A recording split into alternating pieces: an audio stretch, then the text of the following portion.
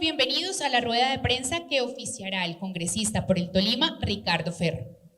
Es muy gratificante para Ricardo Ferro y para nosotros, su equipo de trabajo, contar con la presencia de los medios de comunicación, quienes siempre han sido un gran aliado durante toda su carrera política, siendo partícipes de todos sus logros y gestión que ha venido realizando desde hace más de 30 años que inició su vida pública. Un hombre se define por sus creencias y acciones y la forma en que las ejecuta. Ricardo Ferro es un hombre que cree en Dios, en la familia, en el Tolima, en su patria y en Colombia. Ricardo Ferro es un hombre que en su vida pública ha trabajado fuertemente. Se ha destacado por hacer cosas importantes en su región y desde luego en el país. Ricardo Ferro ha hecho 23 debates de control político. Y ojo con esto, Ricardo Ferro ha presentado 75 proyectos de ley, desde luego en calidad de autor y coautor, de los cuales la tercera parte son, sin lugar a dudas, hoy leyes de la República. Cada una de estas acciones las ha ejecutado con pasión, entrega absoluta y un alto sentido de responsabilidad, acompañado de respeto y fidelidad a sus electores. Recibamos con un fuerte aplauso al mejor congresista del departamento del Tolima, Ricardo Alfonso Ferro Lozano.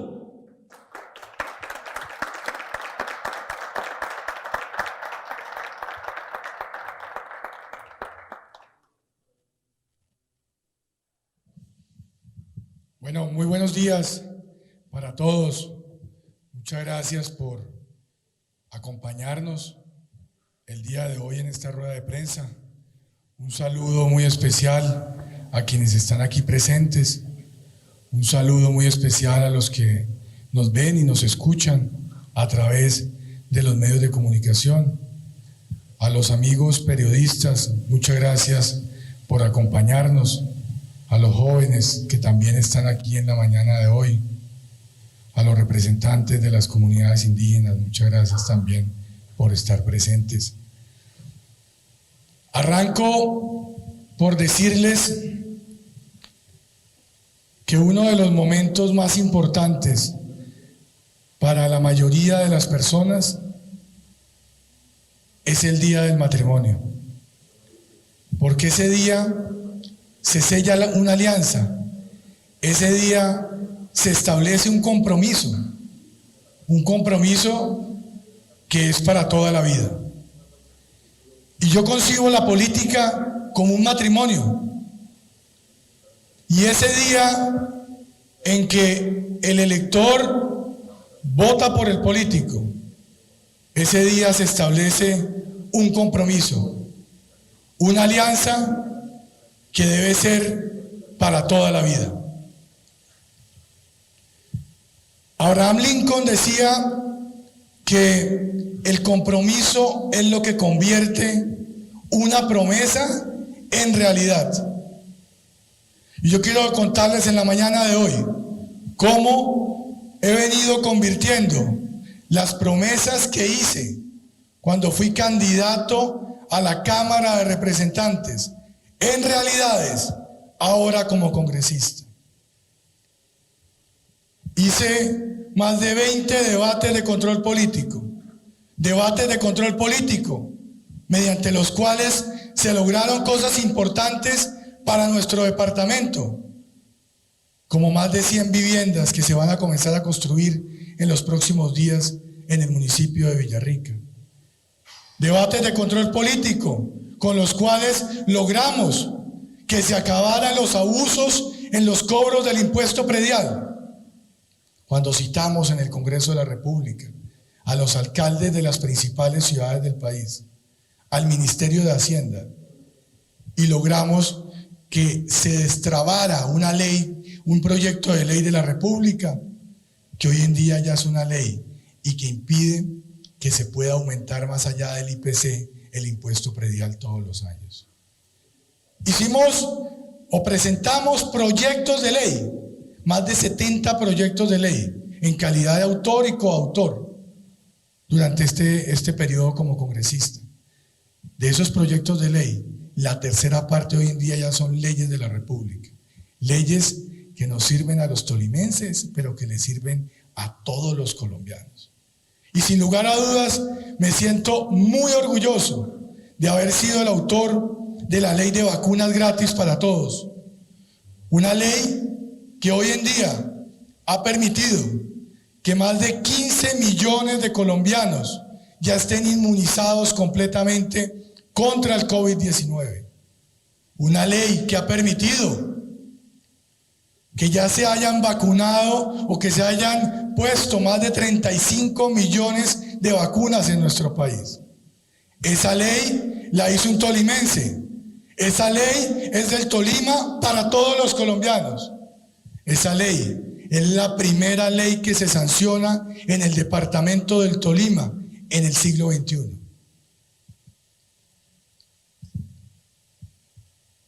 La política requiere de servicio.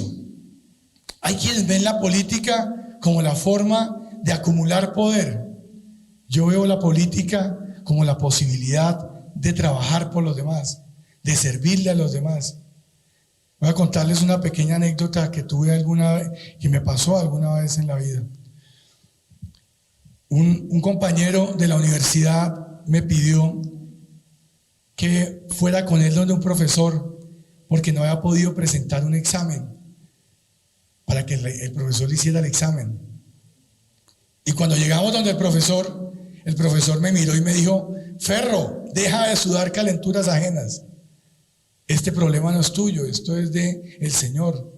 Yo lo miré con todo respeto y le dije: profesor, yo toda mi vida he sudado calenturas ajenas. Me gusta sudar calenturas ajenas.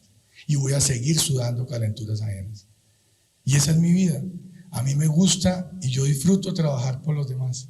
Y por eso, el día de hoy, y después de haber hablado con mi familia, con mi madre, con mi esposa, con mi hija, con varios amigos, haber recorrido el departamento, haber analizado las falencias que tiene hoy el Tolima, las necesidades que tiene nuestro departamento y nuestro país en un momento tan difícil como el que estamos viviendo, la necesidad de devolverle la esperanza a los colombianos, de devolverle la esperanza a los tolimenses.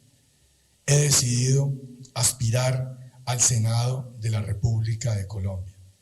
Y he decidido aspirar al Senado de la República de Colombia con el mismo compromiso que he tenido toda mi vida, que es trabajar y servirle a los demás. Y yo les quiero, para terminar, quiero decirles una cosa. Así como arranqué hablando de lo más importante que tiene el matrimonio, que es el compromiso, asimismo hoy les quiero decir que si a mí me preguntaran el día de hoy si mi compromiso a la hora de aspirar al Senado de la República va a ser con los tolimenses y con los colombianos, en las buenas y en las malas, en la salud y en la enfermedad, en la riqueza y en la pobreza, con la mano en el corazón, les digo que me comprometo a trabajar por el Tolima y por Colombia, tanto en la salud como en la enfermedad, en la riqueza y en la pobreza, y durante toda mi vida. Muchas gracias a todos, que mi Dios los bendiga, y aquí tienen como siempre un servidor más que quiere trabajar por el Tolima y que quiere trabajar por todos los colombianos. Muchas gracias.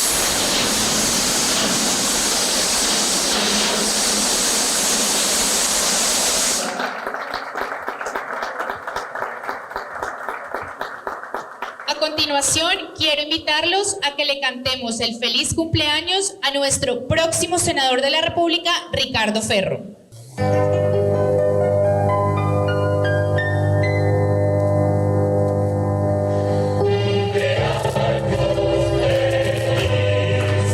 Te deseamos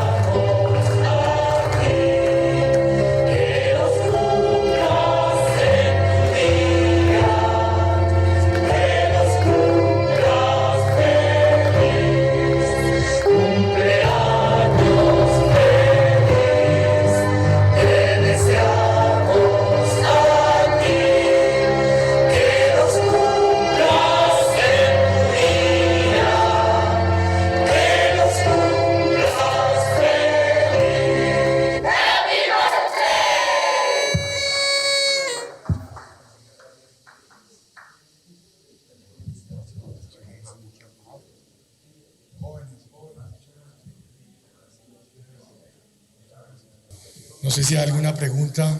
Doctor Ricardo, muy buenos días. Afranio Franco, de la veterana. Hola, Afranio. ¿Qué más para el centro del país? Saludos allá en el Líbano a todos los amigos, Afranio. Muchas gracias por venir. A usted. Y también a nombre de los oyentes de la veterana, agradecerle porque nos ha quitado los tenis. Y espero que nos aquí haya quitado. seguimos con los tenis puestos. Los tenis Afranio. para la gente del campo. Se ha destacado usted como un congresista que no engaña a la comunidad, que dice las cosas de frente. Y por eso asistimos a esta rueda de prensa. Porque lo hemos visto, como siempre, un hombre serio, berraquito y con los tenis puestos. ¿Por qué partido va a llegar usted al Senado de la República y va a seguir con los tenis puestos ya siendo senador de la República de Colombia? Afranio, yo hago parte del Centro Democrático. Yo soy miembro, congresista, ostento una credencial del Partido Centro Democrático y obviamente que voy a seguir haciendo parte de mi partido, que es el Centro Democrático, Afranio.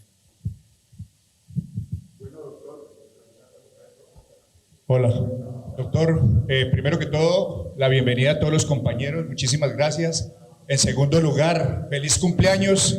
Que mi Dios lo bendiga, que siga cumpliendo muchos más y que por supuesto el Tolima lo necesita para cosas positivas y por supuesto con mucho compromiso. Hay una cosa muy importante en esto. Usted ha hablado de la salud y la enfermedad. Sabemos que Colombia no estaba preparada para una pandemia como el COVID-19. Hoy en día la preocupación de los colombianos, en especial la de los tolimenses, es el tema de la protección a la salud colombiana, que se preste un buen servicio, que no se le deje al colombiano mendigar la salud, porque hay filas de abuelitos, de niños, de jóvenes, de adultos, para asistir a una EPS cuando ese estado de salud se ha pagado. La gente ha pagado el sistema de salud. Y hoy pareciera que los colombianos mendigaran esta salud. Y usted, que ha generado la expectativa del COVID-19, que es una experiencia bastante fuerte, como senador, ya usted, los colombianos esperan que haya un 100% de compromiso para formación perpetua de las entidades de salud en Colombia. Hoy nadie piensa en nada más, sino en temas de cómo se va a generar la protección a los colombianos en temas de salud. ¿Qué piensa usted frente a esto y qué va a realizar en pro de los colombianos? Bueno, primero que todo, muchas gracias por el reconocimiento, por todo el tema, todo el trabajo que hicimos precisamente para enfrentar esta, que ha sido la peor pandemia que nos ha tocado enfrentar en los últimos siglos, no solamente en Colombia, sino en el mundo. En segundo lugar, el tema de la salud es un tema trascendental y por eso es el eje central que hoy establecimos dentro de esta aspiración que vamos a hacer al Senado de la República. Yo le quiero decir una cosa, hace unos días me llamó un colega de ustedes y me dijo: congresista, estoy aquí en el eje cafetero, estoy aquí en el piso mientras mi papá está en una camilla y no sé qué hacer para que lo atiendan. Llevo varios días acá, no he podido ir a trabajar, no he podido volver a mis funciones en los medios de comunicación, aquí estando con mi padre en esta situación. Y a mí me duele que en Colombia, en pleno siglo XXI, necesitemos de tener que llamar a alguien para que nos presten un servicio al cual tenemos derecho todos los colombianos. Es que aquí no se puede marcar una diferencia en la prestación del servicio, en lo que tiene que ver con régimen contributivo y régimen subsidiado. Porque quien presta el servicio le da lo mismo a quien se lo está prestando, porque le pagan exactamente lo mismo. Una cosa es que tengamos un sistema de salud que permite que una persona que no tiene los recursos pueda contar con el acompañamiento del Estado para poder garantizar que su integridad física se salvaguarde. Pero otra cosa muy diferente es lo que viene pasando en nuestro país, que se judicializó la salud, que aquí si no se pone una tutela, si no se logra por las vías judiciales acceder al servicio de la salud, es imposible que se pueda garantizar salvar la vida de una persona. Y precisamente por eso, uno de los temas en los cuales estamos trabajando de cara a estos nuevos proyectos que vamos a emprender es cómo vamos a lograr que nuestro departamento, el departamento del Tolima, uno de los departamentos que ha sufrido más el tema del paseo de la muerte, uno de los departamentos que viene padeciendo las dificultades hasta de poder nacer en determinadas ciudades. Nacer en Ibagué se volvió un privilegio. Nacer en determinadas ciudades se volvió un privilegio, porque desafortunadamente no hay la forma de poder garantizar que esa prestación de ese servicio se dé a todos los niños o a todas las madres que van a tener un niño en determinadas ciudades. Esos temas los vamos a cambiar, y los vamos a cambiar precisamente de la mano de temas como el clúster de la salud, que tiene que existir en nuestra ciudad. Aquí tenemos que tener la posibilidad de que los servicios de salud que se presten en Ibagué sean los mismos servicios de salud que se pueden prestar en las mejores clínicas del país y del mundo. Pero para eso tenemos que estar convencidos de que nosotros no somos unos convidados de piedra. Para eso tenemos que estar convencidos de que el Tolima tiene que ser uno de los primeros departamentos que entre en la cuarta generación industrial. Tenemos que estar convencidos de que el departamento del Tolima va a tener la posibilidad de que los jóvenes se queden a vivir en el Tolima, que no les toque irse para otros departamentos, irse para otros países por falta de oportunidades en el departamento del Tolima. En todos esos temas hemos trabajado, estamos trabajando y vamos a seguir trabajando una vez los tolimenses y los colombianos tengan a bien acompañarnos en este proyecto que vamos a emprender. Representante Ricardo Ferro, su candidatura al Senado, ya se definió la fórmula en el Tolima. ¿Cuál va a ser su fórmula a la Cámara? ¿Cuál va a ser su fórmula a la Cámara en el Tolima? Y las alianzas con otras regiones nos dicen que desde el Huila hay un sector muy importante del Centro Democrático que va a apoyar su candidatura al Senado. Hoy estamos hablando de la decisión que hemos tomado de aspirar al Senado de la República. Usted me hace acordar de una historia de un señor que en lugar de tener como su mascota, como su compañero, un perrito o un gatico, tenía una chivita. Entonces, él quería tanto a su chivita, entonces dijo, le voy a enseñar a hablar a la chiva, porque yo quiero que sea mi compañero y le voy a enseñar a hablar. Entonces todos los días llegaba y en un tablero dijo, voy a enseñarle el vocabulario, arranquemos por el vocabulario. Entonces le ponía la A y le decía A, y la chita se quedaba así mirando. El día siguiente A, y la chita se quedaba mirando. Al tercer día le dice a la chivita B, dice, no se me adelante, no se me adelante. Entonces así le digo yo a usted hoy, no se me adelante. Hoy estamos hablando de la decisión que tomamos de aspirar al Senado de la República. Más adelante hablaremos de alianzas, hablaremos de otros amigos, otras personas que también queremos que nos acompañen en este gran proyecto para que el Tolima pueda estar bien representado en la Cámara Alta de nuestro país. Sí, representante, buenos días, ya candidato hoy al Senado, Julio Montiel de Ondas de Ibagué. ¿Dónde está Julio? Que no Aquí, atrás. Hola Julio. Un placer estar aquí. ¿Cómo hacer Está muy alto. para que exista unidad en el Centro Democrático? Pues en todos los partidos hay problemas, pero creo que en especial en el Centro Democrático, en el Tolima, hay esas diferencias entre quienes están con un sector de Paloma, con Ricardo Ferro, entre otros.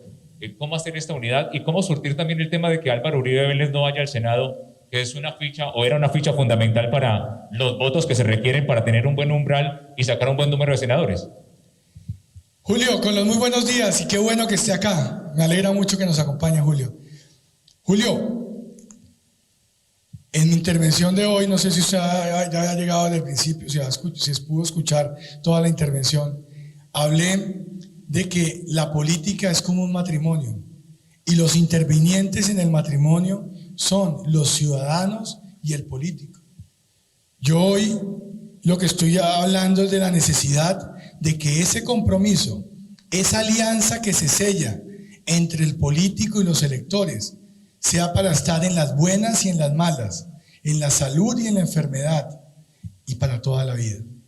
Yo estoy invitando a todos los tolimenses, y obviamente como la circunscripción del Senado es nacional, a todos los colombianos, a que aquí hay una persona orgullosamente tolimense, que le quiere servir al Tolima y que le quiere servir a Colombia.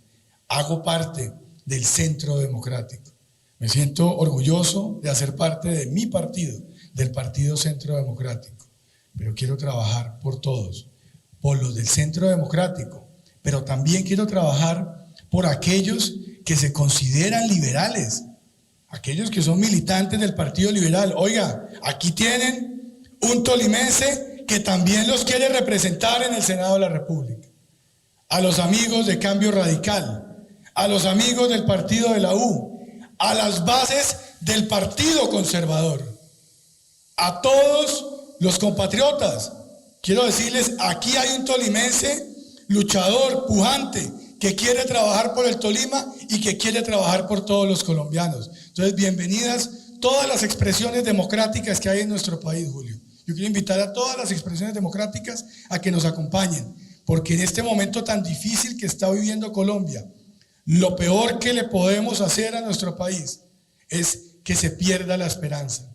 Y la esperanza se pierde cuando se polariza, cuando se hacen diferencias insignificantes en la actividad de lo público, porque finalmente las necesidades son iguales para todos, independientemente del partido al que se pertenezca, Julio. Representante, buenos días para todos los colegas. Le habla Andrés Páez, periodista de Caracol Radio y de Bésame Radio. Andrés, ¿ustedes por qué les gusta hablar atrás? Venga para adelante. Andrés, bienvenido. Buenos días, representante, hoy candidato al Senado. Mi pregunta básicamente, hasta ahora estamos transmitiendo en vivo para Bésame Radio y es con relación al panorama nacional. El país viene pasando una coyuntura diferente con relación al tema de las protestas, con relación al tema de los jóvenes. Hoy en día los jóvenes tienen una mirada distinta a la política. ¿Cómo llegar a ese sector de los jóvenes? Hoy hablamos de la primera línea, ciudades como Cali, ciudades como Bogotá, incluso Ibagué, por supuesto, está viendo un panorama diferente. ¿Cómo cambiar un poco esa retórica de la política antigua a pasar a esa retórica ahora? Veo muchas caras acá, jóvenes, ¿cómo está cambiando, cómo va a cambiar Ricardo Ferro ese lenguaje distinto? Porque, si bien es cierto, usted lo sabe, muchas personas pues no son afines a lo que tiene que ver cuando se habla de Álvaro Uribe Vélez, cuando se habla de pronto de otro candidato de otra zona de la izquierda. ¿Cómo va a hacer Ricardo Ferro para poderse ganar a esos jóvenes que hoy en día quieren otra política, quieren otras ideas? Entonces, esa es mi pregunta básicamente, representante, hoy candidato al Senado. Gracias, Andrés. Un saludo muy especial para todos los oyentes de Bésame que nos están en este momento sintonizando en todo el departamento del Tolima. Hay una diferencia fundamental en este proyecto. Una diferencia que no solamente usted la ve desde que entra a esta rueda de prensa. Una diferencia que no solamente usted la percibe cuando nos escucha, sino una diferencia que está precisamente en que nosotros no solamente trabajamos por los jóvenes, sino trabajamos con los jóvenes. Porque la forma en que usted puede realmente ejercer una vocería legítima de cualquier sector de la población es primero escuchándolos. Usted no puede inventarse las soluciones cuando no ha escuchado a quien tiene el problema. Y por eso es que para nosotros es fundamental trabajar de la mano con los jóvenes. Y le cuento una cosa, trabajando precisamente con los jóvenes, encontramos que uno de los principales problemas que tenemos actualmente en el Tolima y en el país, el reto más importante que tenemos en este momento en nuestro país, es cómo volver nuestra educación una educación del siglo XXI. ¿Cómo no seguir sacando profesionales que terminen desempleados? ¿Cómo no seguir los jóvenes apostándole a carreras que el día de mañana no les van a dar la posibilidad de generar un sustento para su vida? ¿Cómo un concepto que de pronto para los abogados es muy normal, ¿Qué es la emancipación? ¿Qué es el poder salirse el joven de la casa de sus papás? ¿Cómo lograr la emancipación de los jóvenes, de sus padres, porque tienen cómo vivir? Ese es el reto que tenemos hoy en día con los jóvenes. Por supuesto que la educación es importante. Por supuesto que hay que invertir más en educación. Pero una educación que el día de mañana no se convierta en un dolor de cabeza para el joven que se gradúa de una universidad y al día siguiente se encuentra con que no tiene trabajo. Y un año después sigue sin trabajo. Y 5 años después la situación es la misma. Y muchos de ellos terminan renunciando a sus sueños y a su ilusión por la cual estudiaron una carrera y terminan trabajando en otra cosa diferente simplemente por la necesidad. La educación no es un lujo. La educación lo que es una inversión y tiene que ser vista como una inversión. Y vamos a trabajar para que en esta cuarta revolución industrial el Tolima vaya adelante, el Tolima vaya a la cabeza y nosotros podamos asumir ese reto con la posibilidad de que nuestros jóvenes se preparen más que para ser empleados, o perdón por decirlo, desempleados, se preparen para ser empresarios. Empresarios de una empresa que puede tener un solo empleo, el del mismo joven. A eso hoy en día lo llaman emprendimiento, pero es una empresa. Un empleo que es el de él mismo, pero una persona que no va a ir a engrosar la lista de desempleados en nuestro país. Para eso hay 2 frentes de trabajo fundamentales. De una parte, el tema del plante, el tema del capital semilla, para que ese joven pueda montar su emprendimiento, pueda montar su empresa. Y lo segundo, la reducción de los impuestos para que puedan sobrevivir el valle de la muerte las empresas en nuestro país. Ese valle de la muerte, que son esos 5 primeros años que tiene toda empresa y que generalmente son muy pocas las que logran sobreponerse a ese valle de la muerte. Vamos a trabajar en ese frente, vuelvo y repito, escuchando a los jóvenes y trabajando con los jóvenes, porque es ahí donde pueden estar las soluciones a los problemas que tenemos y que debemos resolver. Doctor Ricardo Ferro, ¿cómo está? Con los muy buenos días. Soy Gustavo Bonilla, doctor. Hola, Gustavo. De Noticias y Radio y del Irreverente Ibagué. ¿Qué piensa usted del actual mandato y del actual gobierno del alcalde de Ibagué, Andrés Hurtado, del gobernador Ricardo Orozco y del barretismo que también va al Senado? Como ya le conté el cuento de la chivita, entonces no se lo voy a repetir. Pero hoy estamos hablando del tema de esta candidatura o esta aspiración al Senado de la República. Ya vendrán más oportunidades para hablar de otros temas. Hoy le agradezco que hablemos de esta posibilidad que va a tener el Tolima, de que un tolimense que hoy cumple 30 años de vida política, ¿no? Porque desde los 18 años, cuando fui elegido concejal en el Carmen de Apicalá, he venido trabajando como político. Yo me siento orgulloso de que me digan que soy político.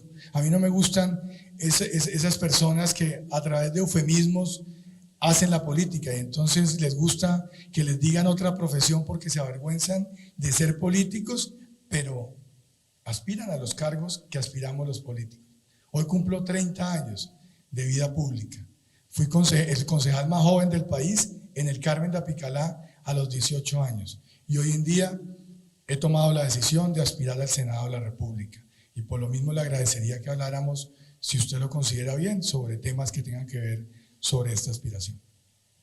Doctor Ricardo, nuevamente Franio, estamos en directo para la veterana. Me escribe un oyente del convenio que preguntan el mucho. salchichón del convenio. Que preguntan mucho sobre la juventud. Pero usted como senador va a pensar en los campesinos de Colombia, que en su gran mayoría son mayores y es la gente que surte a las capitales. ¿Qué haríamos sin los campesinos, los jóvenes?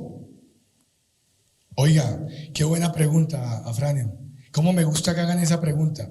Porque no es excluyente lo uno con lo otro. Porque precisamente cuando hablamos de emprendimiento, cuando hablamos de empresa, también tenemos que hablar de la necesidad de que el campo también pueda ser para los jóvenes. Que no sigan emigrando los jóvenes del campo para la ciudad. y para eso tiene que ser rentable nuestro campo. Para eso tenemos que lograr que la cuarta revolución industrial también llegue a los campos de Colombia y llegue a los campos del Tolima. Y que cuando hablamos de los drones para todas esas actividades agrícolas y pecuarias, que en el Tolima también vayamos a la cabeza en estos temas de la cuarta revolución industrial. Que podamos nosotros, obviamente, no solamente hablar de conectividad digital, no solamente hablar de todos estos avances tecnológicos, sino también hablar de vías. Aquí hay una deuda histórica con las vías terciarias de nuestro departamento. Nosotros hemos venido trabajando, pero pues venir yo a decirles que con los recursos que hemos gestionado para unas vías terciarias en Chaparral, en Río Blanco, en Venadillo, en Piedras, en el Fresno, vamos a solucionar los problemas de vías terciarias que tiene el Tolima, sería irrisorio. Aquí hay que invertir mucho más en vías terciarias. Y yo considero que la plata que se invierte en la productividad del campo hoy en día es la plata mejor invertida. El año pasado, uno de los pocos sectores de la economía que creció en nuestro país fue el sector agropecuario, 6.5 del PIB. Y creció precisamente porque es que no se trata solamente del tema de seguridad alimentaria para los colombianos, es que es una actividad rentable para nosotros. Nosotros somos un país agrícola y el Tolima es la despensa agrícola del centro del país. Aquí venimos trabajando, reactivamos por fin, ayudamos con nuestra gestión a reactivar el Triángulo del Sur del Tolima. 8 años parado el Triángulo del Sur del Tolima.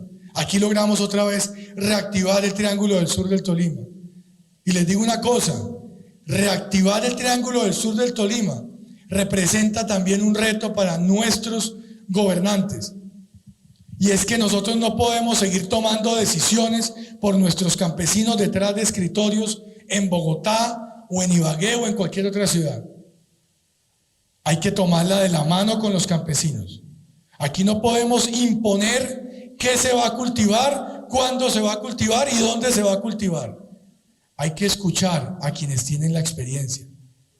Porque una cosa puede ser una persona que, con todo respeto, tiene todas las maestrías, todos los doctorados en Europa, en Estados Unidos, y otra cosa es venir aquí y conocer nuestro territorio, caminar nuestro territorio. Entonces vamos a trabajar, Afranio, en todos estos frentes para poder lograr hacer del campo tolimense rentable. Y qué bueno que su amigo, su oyente de convenio, haya puesto este tema sobre la mesa, porque cuando llegué a la Cámara de Representantes, yo me comprometí con los tolimenses a trabajar por nuestros campesinos. Fui el primer congresista que citó a debate de control político al ministro de Agricultura al Congreso de la República. Y eso no solamente es en el Congreso donde se dan los debates. Los debates también se dan en los medios de comunicación, también se dan de frente a las comunidades, también se dan cuando vienen los funcionarios del alto gobierno aquí a nuestro departamento. Y ahí hemos estado siempre presentes defendiendo a nuestros campesinos, Afranio. Fabio. Sí, buenos días. Doctor, le iba a preguntar justamente sobre las vías terciarias. Es un tema generalizado, no solamente del Tolima, de Santander, de Valle, de todas partes, ¿cierto? Y de la inversión en el campo. O sea, ¿cómo hacer para que eso no se vuelva un discurso, no? Porque eso lo escucha uno cada 4 años. Claro. Que lo van a hacer y la inversión en el campo a la hora de la verdad no se ve, o no sé, no hay suficientes recursos para eso, ¿cierto? Porque el campo tiene muchísimas necesidades. ¿Cómo hacer para que ese discurso verdaderamente se haga realidad? ¿Hay recursos o no hay recursos? Y una segunda pregunta, doctor, ¿qué piensa usted del tema de los peajes a 30, 40 kilómetros en el país? Bueno, arranquemos por el tema del campo. Yo por eso arranqué diciéndole qué había hecho. Yo por eso arranqué diciéndole que he hecho gestión para vías terciarias en Chaparral, en Río Blanco, en Piedras, en Venadillo, en el Fresno. pero también reconociendo que eso no es suficiente para todas las vías terciarias que necesita nuestro departamento. Pero como esto se trata de soluciones hacia adelante y no solamente de decir lo que estamos haciendo, Fabio, a mí me parece que sería pertinente, y me voy a comprometer a estudiarlo primero, no a presentarlo como ley desde ya, sino a estudiarlo primero. ¿Qué posibilidad habría de que nosotros establezcamos un rubro obligatorio, tanto en las entidades territoriales como en el gobierno nacional, que deba ser invertido para vías terciarias? Déjeme y revisamos esa posibilidad, Fabio. Que podamos obligar a que se invierta en vías terciarias. Así como hay un rubro obligatorio en materia de salud, en materia de educación, que también en el tema de vías terciarias se pueda también garantizar una inversión mínima de parte de las entidades territoriales en vías terciarias, que me parece que eso nos puede ayudar a recortar esa brecha que existe hoy en día entre esas famosas 4G y las vías terciarias que tiene nuestro departamento y muchos departamentos. Usted mencionó a Santander, Boyacá, muchos departamentos del país están padeciendo las mismas consecuencias, sobre todo departamentos en donde la actividad agropecuaria es fundamental para la economía local. Entonces me parece muy importante y vamos a revisar el tema, Fabio, a ver si podemos llevarlo por ese lado. En cuanto a la segunda pregunta, en esta semana tuve la posibilidad de interactuar con el director de la ANI, de la Agencia Nacional de Infraestructura, y precisamente yo le mencionaba a él ese tema, de, venga, aquí hay una queja generalizada, y es que ustedes no pueden seguir generando estos peajes tan seguidos en nuestro país, en donde se vuelve una carretera intransitable por cuenta de los costos que tiene que pagar una persona en temas de peaje. Es que hoy en día salen más caros los peajes que la gasolina para ir a Bogotá.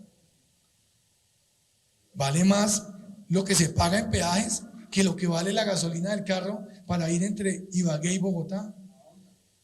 A Honda. Y así sucesivamente. Entonces, él me explicaba el tema de la topografía colombiana y la topografía que hace que las carreteras sean mucho más costosas.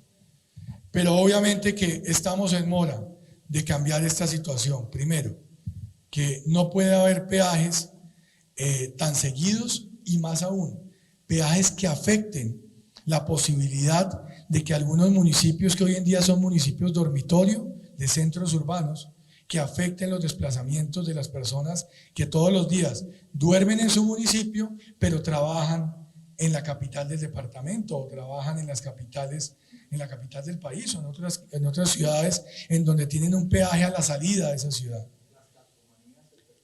Aquí tenemos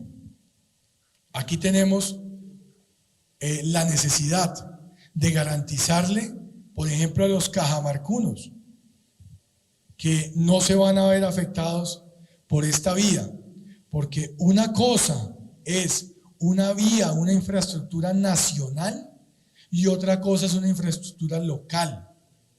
Yo estoy absolutamente seguro que si usted pone un cajamarcuno hoy en día a decidir entre qué vía quiere, qué vía necesita, si las vías terciarias de su municipio o que le cambien una doble calzada entre Cajamarca e Ibagué, y seguramente va a preferir las vías terciarias, porque son más necesarias para el cajamarcuno.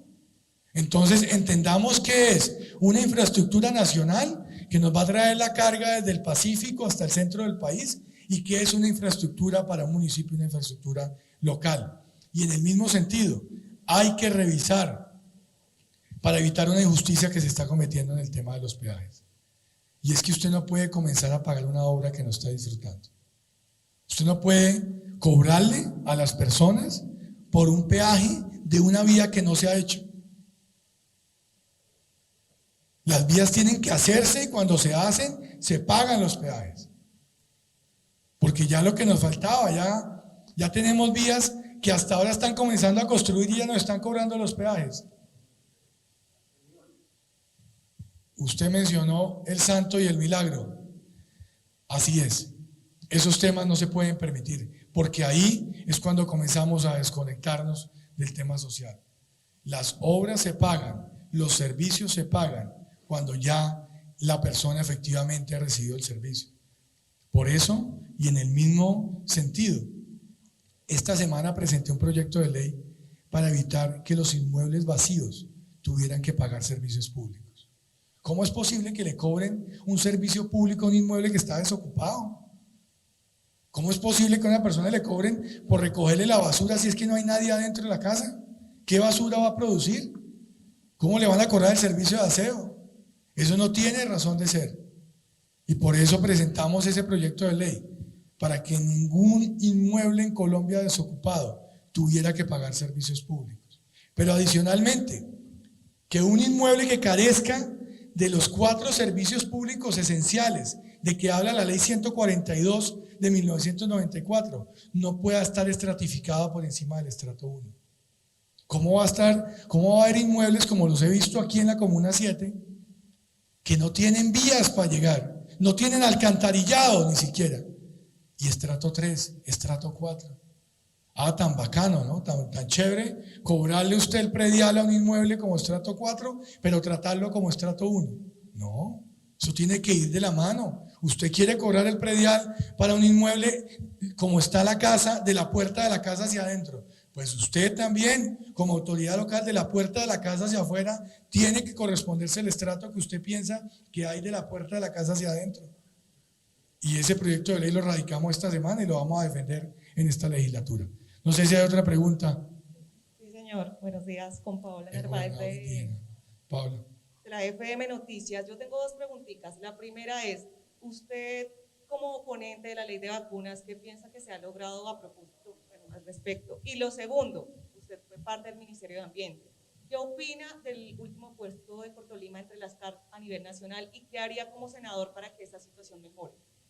Bueno, muchas gracias por las preguntas.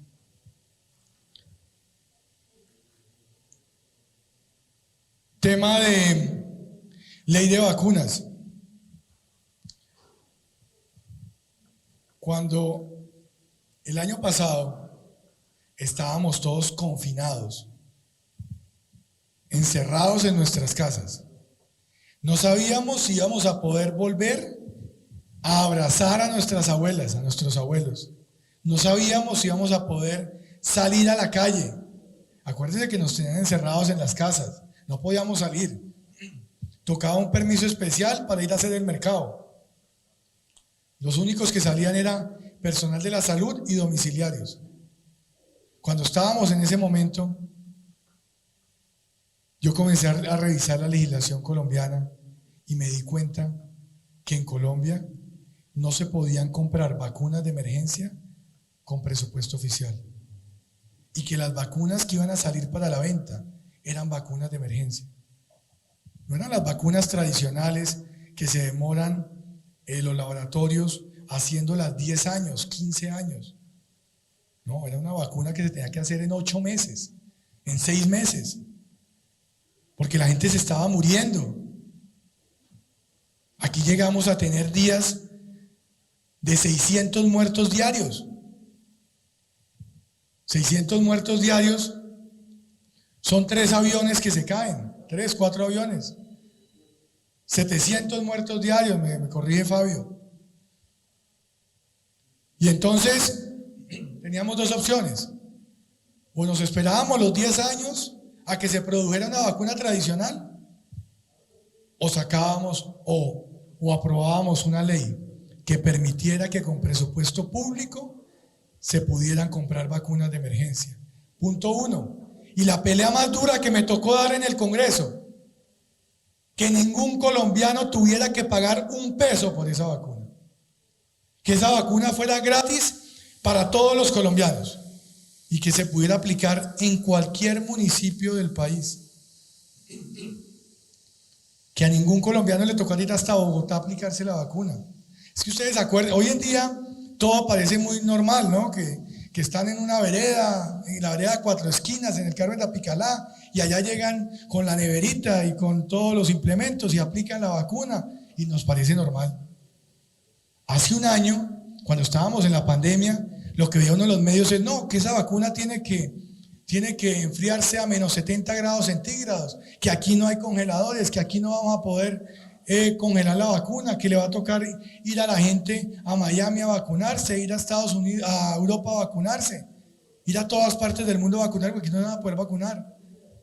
Finalmente logramos que la vacuna fuera gratis para todos los colombianos y que se pudiera aplicar en todo el país. Cuando yo le hablo de cerca de 15 millones de colombianos inmunizados totalmente, lo que le estoy diciendo es que el mundo logró, los principales científicos del mundo lograron sacar una vacuna con un 95% de efectividad. 95% de efectividad. Cuando usted va a la UCI, usted se da cuenta que más del 90% de las personas que están en la UCI no están vacunadas. No están vacunadas.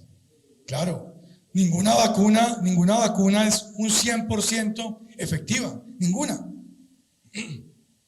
Ninguna de las vacunas existentes en el mundo es por 100% efectiva.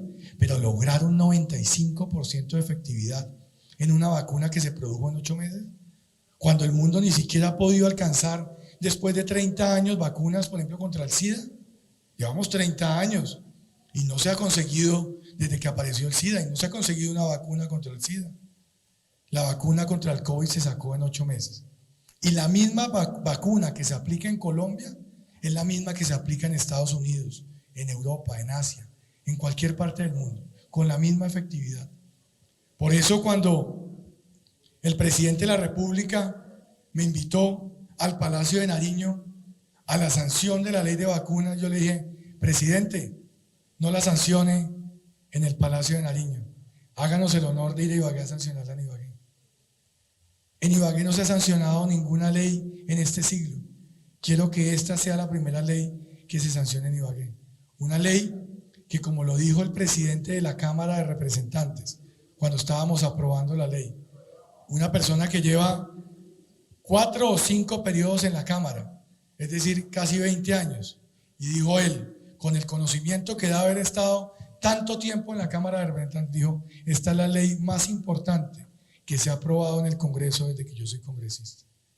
Muchos reconocimientos, también en el Senado, también del Ministerio, del mismo presidente de la República. Hay quienes son escépticos y dicen, la ley no se necesitaba, ya las vacunas eran gratis en Colombia. Allá me tocó debatir con un senador en una emisora de radio y demostrarle que las únicas vacunas que eran gratis en Colombia, antes de nuestra ley de vacunas, eran las vacunas para los niños de 0 a 5 años. Y no pudo refutarlo, porque ahí están las normas que lo justifican. Nos tocó igualmente demostrar que sin la ley no se podían comprar vacunas de emergencia en Colombia, que eran mentiras, que era carreta. Las primeras vacunas que se compraron en Colombia se compraron el 10 de diciembre del año 2020, un día después de que el presidente de la República en la ciudad de Ibagué sancionara la ley de vacunas. Vayan y pregunten en el gobierno la papa caliente que había entre todos los funcionarios cuando tocó comprar las vacunas. No, cómprelas usted, no, cómprelas usted, no, cómprelas usted. Nadie quería comprar las vacunas, porque si hubieran comprado las vacunas antes de la ley, hubieran incurrido en una falta disciplinaria, en un detrimento patrimonial, porque no se podía comprar vacunas de emergencia. Y en cuanto a entonces yo creo que ahí queda contestada su pregunta de por qué es tan importante la ley de vacunas. Y pues hombre, hablar de 15 millones de vidas salvadas, o cuando logremos la inmunidad de rebaño antes de finalizar este año, hablar de 35 o 50 millones de vidas salvadas, no sé. Lo que sí le puedo decir es que ayudamos con esta ley efectivamente a salvar vidas en Colombia. Y yo creo que ese es el principal derecho que tenemos nosotros que garantizar los funcionarios públicos, que es la vida de los demás. Y con esta ley se salvan vidas en nuestro país.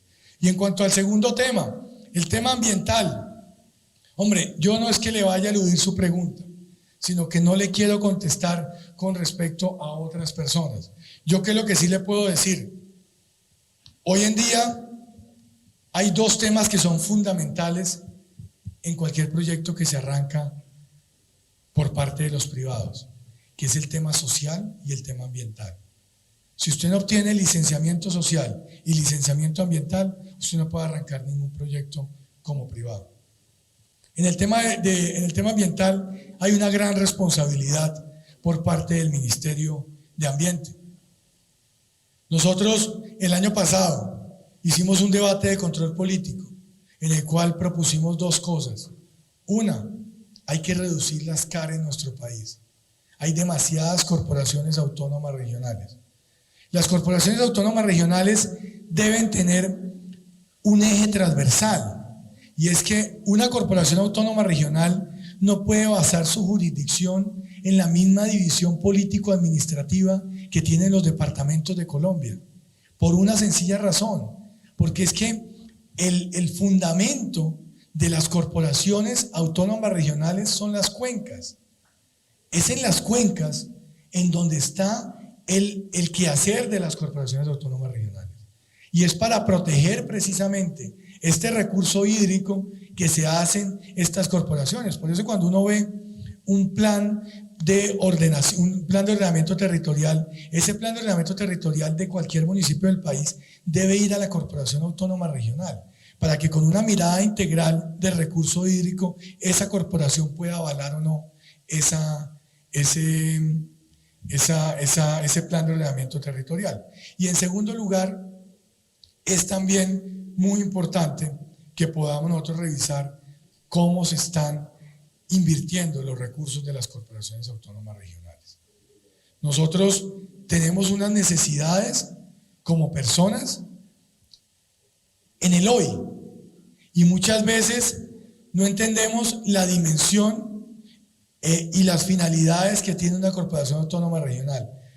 Las corporaciones están hechas para trascender en el tiempo, para poder lograr que esas inversiones que se hagan no solamente beneficien a esta generación, sino a las próximas generaciones. Yo con eso le contesto su pregunta. Sé que es un poco menos de lo que usted esperaba de mi respuesta, pero espero que le quede claro. A Gilberto le cayó la mano así cuando terminé de hablar. No, Gilberto, no le estoy eludiendo la pregunta, pero permítame entonces otra vez acudir a la chivita. No se me adelante, porque es que me ponen a hablar de otros temas que no quiero hablar hoy. Hoy quiero hablar de este tema de por qué hemos tomado la decisión de aspirar al Senado de la República y por qué es importante para el departamento del Tolima que podamos tener una persona que nos represente en el Senado, que nos represente a todos. Y ese es el objetivo de esta rueda de prensa, Gilberto. Perdón.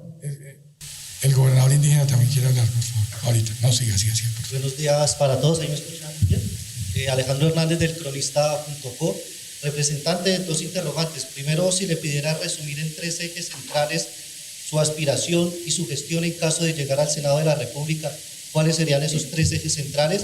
Y segundo, hubo un planteamiento suyo hace algunas semanas que yo creo que es algo generalizado, es una petición generalizada a nivel nacional. Creo que es un punto donde convergen, no importa el sector político que representen, y es la reducción del Senado y bajar el sueldo de ustedes, los congresistas.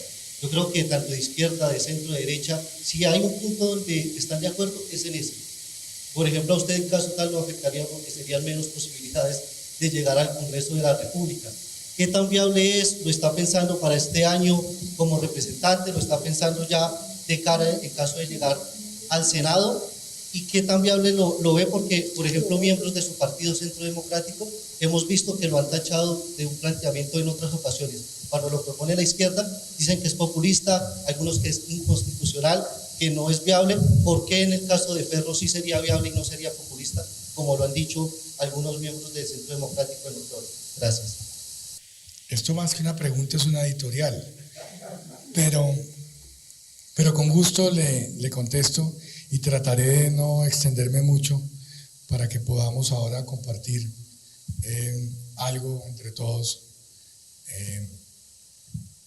Arranco por lo siguiente. Cuando María Alejandra me presentó,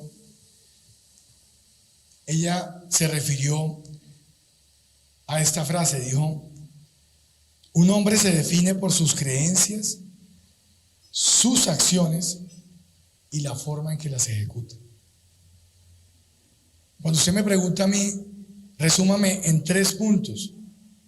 ¿Por qué quiere ir al Senado de la República o por qué va a aspirar al Senado de la República? Yo le contesto esas 3 preguntas. Primero, por mis creencias. Yo soy un hombre que cree en Dios, que cree en la familia y que cree en el compromiso con sus electores. Yo no soy un político de ocasión. Yo no estoy aquí hoy inventándome un paso, sino esto es la continuidad de un trabajo que llevo haciendo 30 años, cuando arranqué mi carrera como concejal del Carmen de Apicalá. Mis acciones. Yo estoy acá parado en una rueda de prensa, principalmente haciendo un informe de gestión sobre lo que he hecho en el Congreso de la República. Mirándolos a ustedes a los ojos y diciéndole, vea, a mí me eligieron en marzo del año 2018 para representar a los tolimenses en el Congreso de la República. He presentado como autor, como coautor 73 proyectos de ley, 20 son leyes de la República, he hecho 23 debates de control político, he hecho gestión por mi departamento. Siempre ando con los tenis puestos, no solamente porque me gusta el trabajo y el dinamismo a la hora de trabajar, sino también para no olvidarme de los deportistas tolimenses que siguen revictimizados. Y por eso una de las primeras acciones fue convocar y hacer una bancada tolimense. Creer en la unión de la bancada, algo que se veía imposible antes de estos 4 años, para poder gestionar los recursos para los escenarios deportivos de Ibagué. Son acciones, es lo que hemos hecho. Y lo otro, ¿cómo ejecutamos esas acciones? No nos gusta cortar esquinas, no nos gusta saltar por encima de nadie, no nos gusta atropellar las normas ni atropellar la democracia. Nos gusta trabajar por los demás, siempre con los principios, con los valores que aprendimos en nuestra casa y que hoy en día nos permiten seguir activos en la política después de 30 años y gracias a Dios, sin una sola investigación, ni en la Procuraduría, ni en la Contraloría, ni en la Fiscalía. Yo hoy en día puedo tener la tranquilidad de mirarlos a todos y decirles, llevo 30 años sirviéndole a mi país. Ahorita de la FM me hicieron recordar cuando estuve en el Ministerio de Ambiente, Vivienda y Desarrollo Territorial. Yo no es que aquí no haya tenido cargos públicos, no es que no haya estado en el Ejecutivo, no es que no haya estado en el Legislativo, no es que no haya estado en entes de control, claro que sí, he estado. Llevo 30 años en esta actividad y mis acciones hablan por mí. La posibilidad de trabajar por los demás, de recorrer Ibagué. Ustedes a mí nunca me verán en una campaña encerrado o mandando a otras personas a trabajar por mí.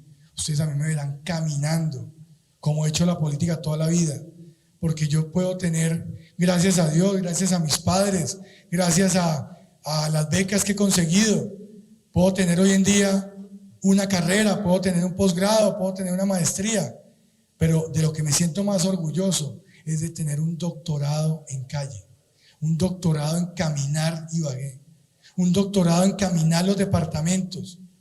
Cuando yo llego a un municipio, lo primero que pido es bajarme del carro y llegar caminando y hablar con las personas. No me gusta que me encierren en las casas a hablar, me gusta que me saquen al andén y en el andén hablar, y que si alguien tiene algo que decirme de los que pasa, me lo pueda decir.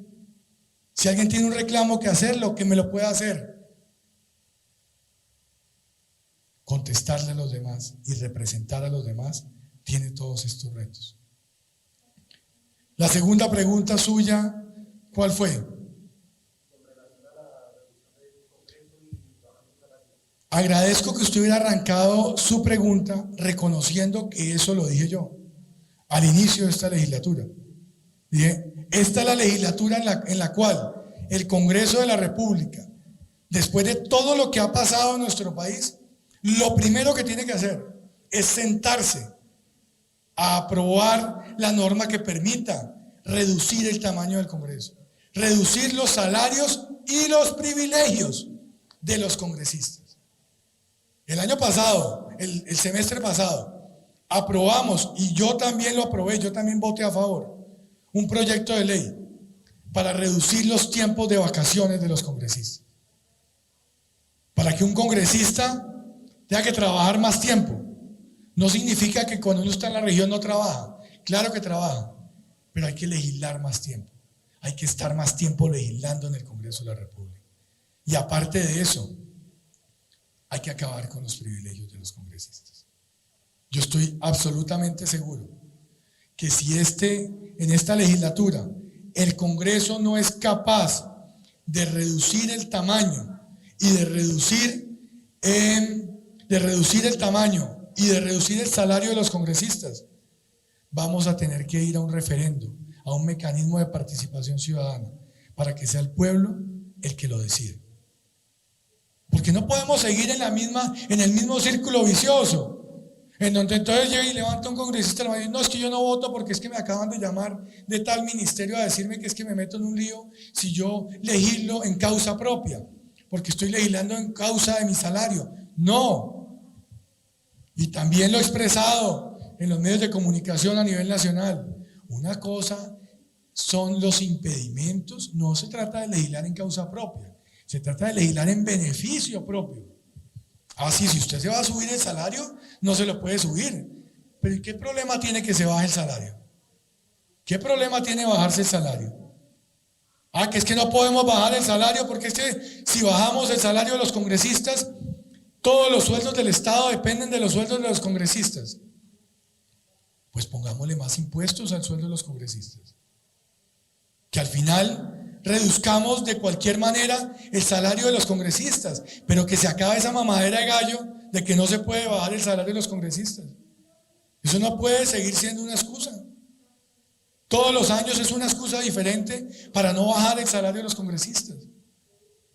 Y mientras tanto, los que estamos de acuerdo, cada vez nos odia más la sociedad. Cada vez que uno sale, lo primero que le reclaman es eso. Claro, hay mentiras, como cuando dicen que es que nos pagan la gasolina, eso no es cierto. Que nos pagan el celular, eso no es cierto. Que nos pagan los peajes, no es cierto. Pero sí hay privilegios que hay que acabar. Y estoy totalmente de acuerdo. La tercera pregunta suya, ¿cuál era? Eran esas dos preguntas. Vale, muchas gracias. Bueno, quedan solamente últimas 3 preguntas. El gobernador y el Nuevo Día y ¿qué más? ¿Alguien más? Ok, perfecto. Últimas 2. La tercera es cuando van a dar el desayuno. Muy buenos días. Muy buenos días. Los aquí presentes dirán, bueno, porque un gobernador indígena está apoyando la aspiración al doctor Ricardo Ferro. Resulta que muchas comunidades no miran ni colores ni partidos políticos. Simplemente miramos el perfil del candidato y la vocería que ese candidato que le demos el respaldo sea escuchado, las inquietudes que las comunidades indígenas tengan a nivel nacional. Desafortunadamente, por los compañeros que han votado o hemos votado, no hemos encontrado esa voz, ¿sí?, de aliento para que hayan beneficios colectivos, hay más beneficios personales.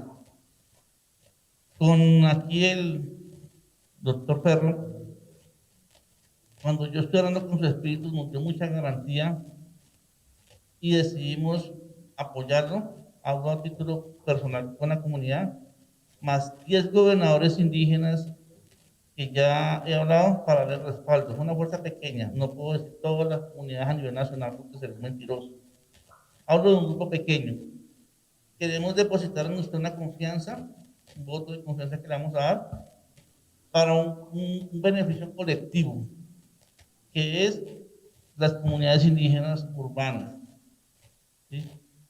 Nos gustaría que a través de de su gesto humanitario, de su capacidad y vocación de servicio social, de sus raíces ancestrales que nos manifestó que tenía en el municipio de Guamo, sea usted que toma la iniciativa de presentar un proyecto, sea ahorita en la Cámara Baja o sea cuando sea senador, de que las comunidades indígenas urbanas también tengan los mismos derechos que las rurales, porque en la Constitución no puede haber discriminación desde que esté el principio de la igualdad.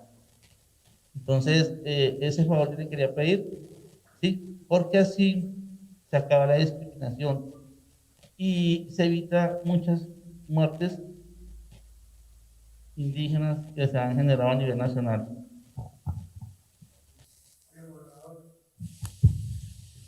Muchas gracias por sus palabras. Muchas gracias por estar acá.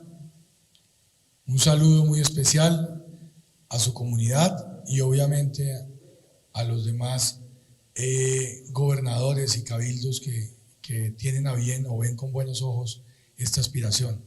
Me gusta mucho esa idea, además que tiene un fundamento en nuestra Carta Magna, en nuestra Constitución Nacional, y es que no puede haber ningún tipo de discriminación. Y vamos a avanzar en estos mismos días, vamos a avanzar, no vamos a esperar a llegar al Senado de la República, vamos a avanzar en estos días para presentar ese proyecto de ley que no discrimine entre comunidades indígenas rurales o comunidades indígenas urbanas. Me parece que es necesario hacerlo. Luis Miguel. Representante, buenos días a todos. Luis Miguel Naranjo, del periódico El Nuevo Día. Mi pregunta es si le preocupa una circunstancia, y es el hecho de que desde hace varios periodos el Tolima está escasamente representado en el Senado de la República, quizás por el descrédito de la clase política que tiene la ciudadanía frente a la clase política y la rapiña de candidatos foráneos que vienen al departamento. Usted, por supuesto, saldrá del departamento a hacer su campaña. ¿Le preocupa esa circunstancia que ha hecho tan difícil que el Tolima esté representado en el Senado de la República? Y lo segundo, ¿es partidario de lista abierta o cerrada? Eso. Gracias. Gracias, muchas gracias. En primer lugar, se lo contesto con cifras. En el Tolima, en la última elección, hubo cerca de 500.000 votos, de los cuales 250.000 se fueron para senadores de afuera, para candidatos de afuera.